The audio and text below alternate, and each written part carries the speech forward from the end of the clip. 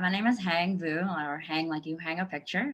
Both of our parents have passed on already. So my dad passed away in 2005, a couple of days after Hurricane Katrina, and so that's like its own thing. And then my mom passed away, and then my mom passed away 3 years ago. So I'm grateful that she missed this whole COVID thing. I didn't want her to deal with that because she was sick, kidney failure, diabetes and stuff like that. It was like 3 years, like a battle for her. Obviously, not happy that she's not here, but like happy that she's not, suffering anymore. Yeah, my dad just died of like lung cancer.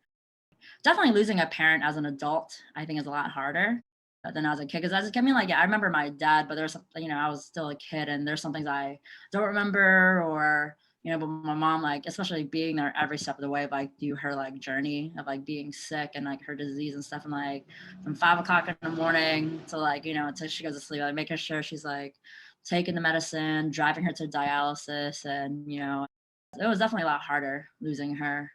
I feel like I have like a crazy Katrina story. Like, so we lived in the lower ninth ward, which is where the levees broke. And Mhm. so like obviously like those got wiped out. And it's kind of funny, like I just come back from visiting family from Asia, like with my parents, but my mom and dad stayed over there because my dad was sick. And so I came back to the States to go to school.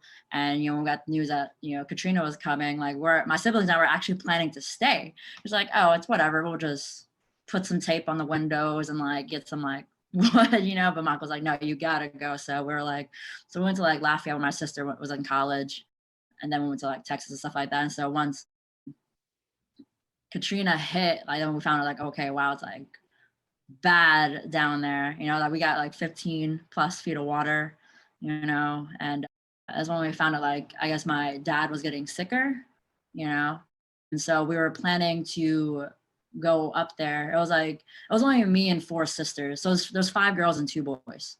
So it was like me and four sisters were going to go because we were the only ones that had our passports with us. So the rest couldn't go because we wanted to like go up there, help my mom with my dad. So we like the medical stuff and like try to get them both back home safely. So the day before, actually the morning of, we were planning to fly out, which was like 6 days after Hurricane Katrina, is when we got the call that my dad had passed away.